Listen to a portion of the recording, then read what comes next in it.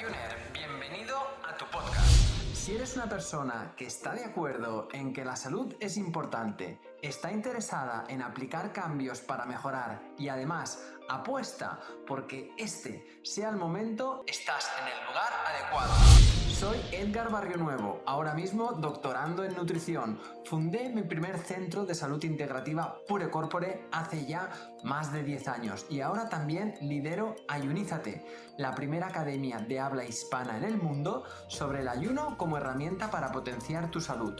Aquí vamos a descubrir la ciencia y las maravillas que hay detrás del ayuno y cómo este, en todas sus modalidades, tanto intermitente como prolongado, transforma y potencia nuestra salud. ¡Adelante! Recordarte que la información de este podcast es meramente informativa y divulgativa, que en ningún momento pretendemos ni diagnosticar ni tratar a ninguna persona. Recuerda que la responsabilidad sobre tu salud recae principalmente en ti y en aquellos profesionales sanitarios que conocen tu caso y pueden tratarte de forma individual. Hola Juners, bienvenidos a un nuevo capítulo de nuestro podcast y bienvenidos a todos los que nos estáis viendo por el canal de YouTube.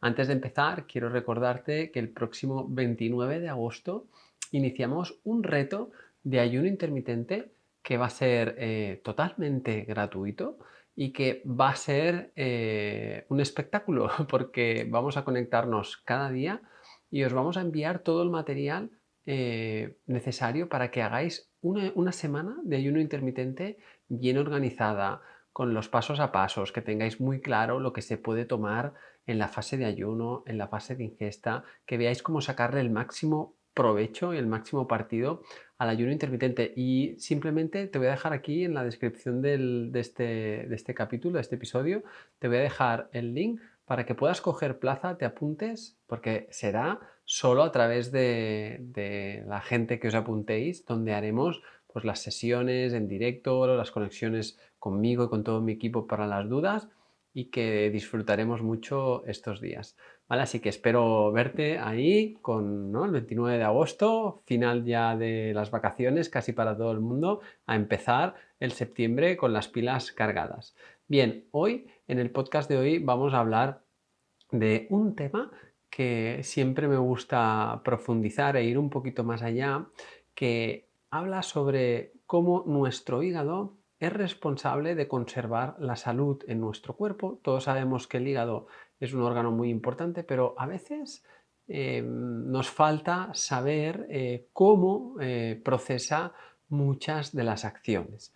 El hígado tiene varias formas de depurar al cuerpo y de mantenerlo en equilibrio de, bueno, las sustancias a las cuales estamos expuestos. Son sustancias que pueden provocarnos daño, ¿no? Son sustancias que pueden ser tanto internas, que nuestro propio cuerpo las produce, como por ejemplo hormonas, como por ejemplo endotoxinas, que son toxinas que se generan de nuestro propio metabolismo, de nuestra propia actividad, o también pueden ser sustancias externas que vienen de los alimentos y vienen del contacto medioambiental o de pues, el estrés o de situaciones que produce también que generemos sustancias internas. O sea, el estrés te va a producir hormonas del estrés que tu hígado va a tener que depurar.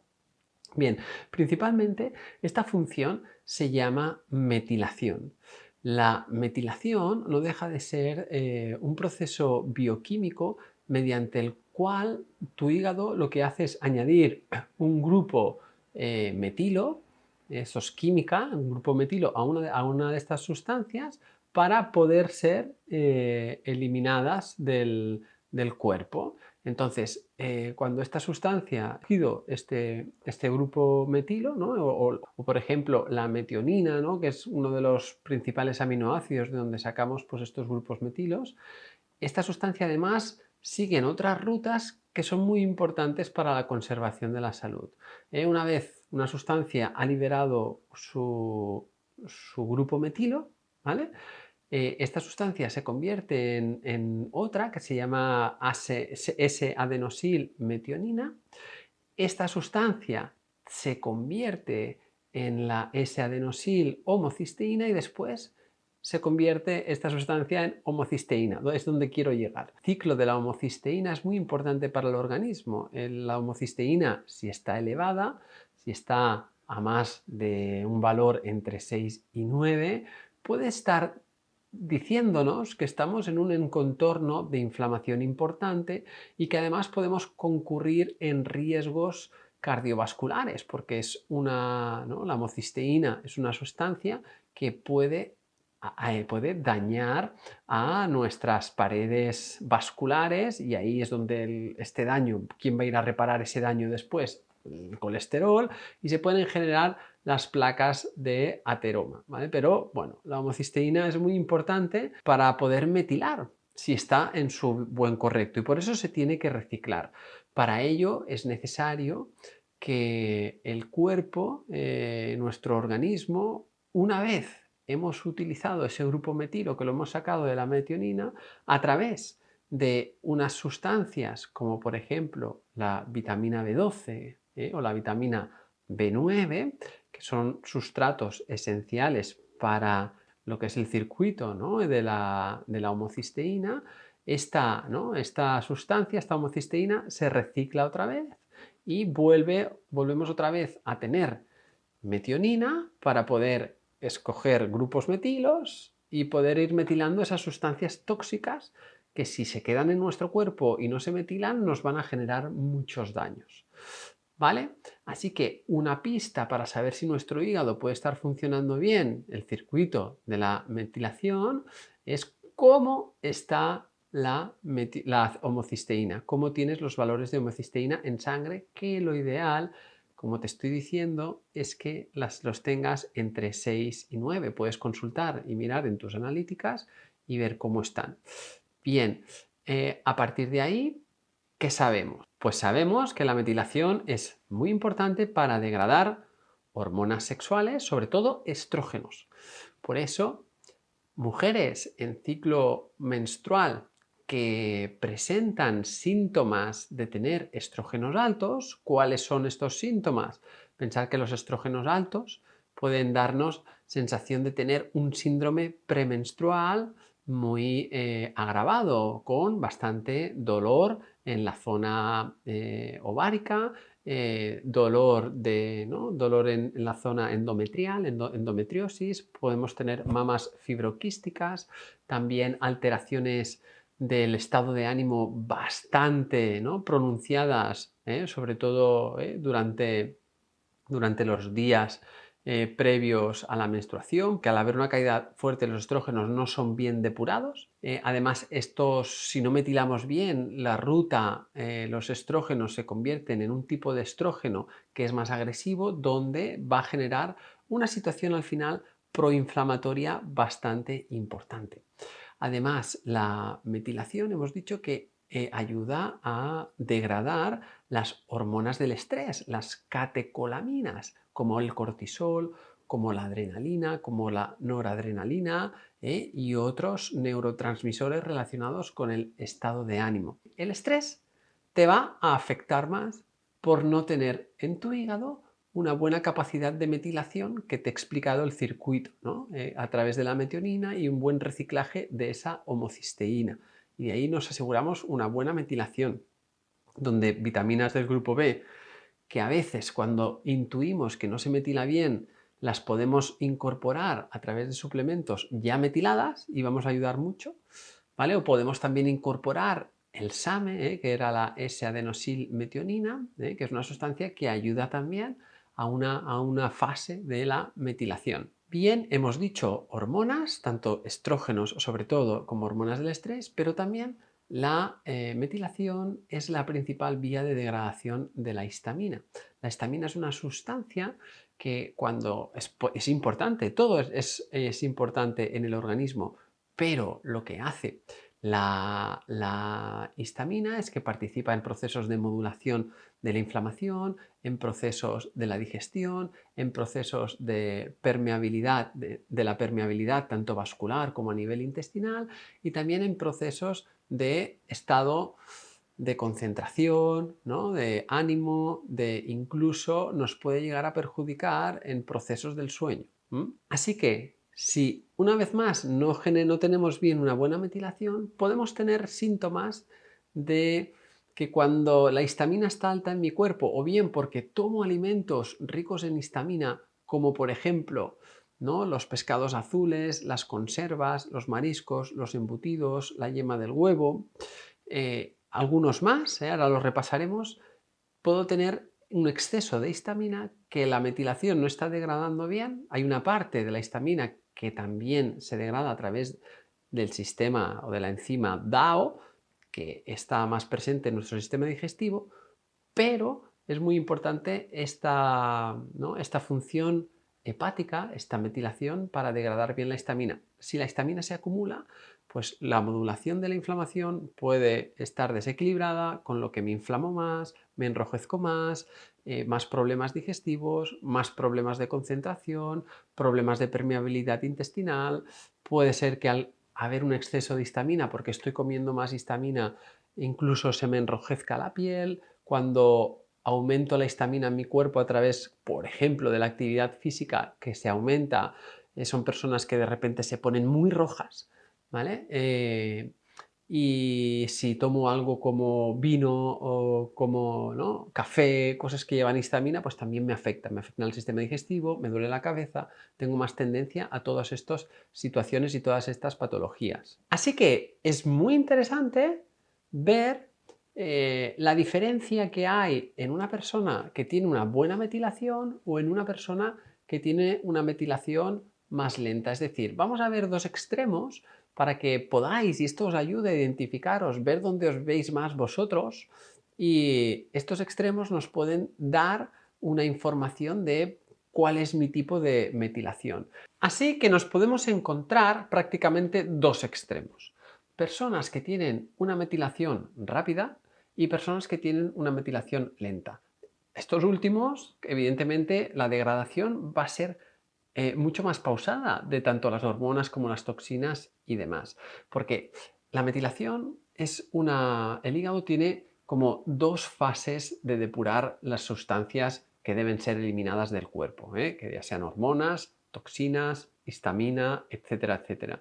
En una primera fase, las sustancias se preparan, se intentan hidrolizar para que sean más solubles en agua, para que en la segunda fase, que es esta metilación, está en la segunda fase, se pueda metilar esa sustancia y se pueda ya expulsar del cuerpo. Bien, pues esa segunda fase hay personas que la tienen más lenta y hay otras personas que la tienen más rápida. Si tú eres un metilador lento, vas a tener situaciones donde, por ejemplo, hormonas como la dopamina se liberan más despacio, y normalmente los metiladores lentos son personas que ¿no?, tienen unas características a nivel de carácter bastante determinadas. O sea, así también como los rápidos. Los lentos, al liberar, a tener más hormonas de concentración, más tiempo, suelen ser más perfeccionistas. Les cuesta, ¿no?, adherirse, o cuando se les genera algún cambio imprevisto, pues lo sufren bastante. En cambio, un metilador más rápido, que tiene menos tiempo la dopamina en su cuerpo, pues es más adaptable y más flexible a los cambios. Los metiladores lentos es los que degradan lentamente las hormonas del estrés. El propio estrés o trabajar bajo presión les genera bastante más incomodidad que los que degradan más rápido estas hormonas, los que son metiladores más rápidos. Después, por ejemplo, a los metiladores lentos, el café les sienta peor, tardan bastante más tiempo en eliminar la cafeína. Esto sucede, hay personas que metilan rápido y los podéis reconocer porque se toman un café en la cena, ¿no? Después de cenar se toman un café y les preguntas, pero oye, un café después de cenar, si te va a costar muchísimo dormir. Te dicen, ningún problema, voy a dormir así al momento, porque son rápidos en degradar la cafeína. En cambio, un metilador lento tiene que vigilar a qué hora por la tarde se toma el café, porque igual incluso no duerme por la noche porque todavía tiene la cafeína ahí dando vueltas en su cuerpo. Los metiladores lentos están muy en las preocupaciones, en el futuro, en qué pasará, anticipan, ¿no?, problemas, tienen un carácter más de este tipo. Y el metilador rápido es un poquito más despreocupado, vive más un poco en el presente. Y bueno, son características que podemos reconocer, ¿no? A los metiladores lentos, sobre todo a las mujeres, a las chicas en etapa menstrual, que metilan lentamente y no degradan bien los estrógenos, suelen tener problemas de hiperestrogenismo.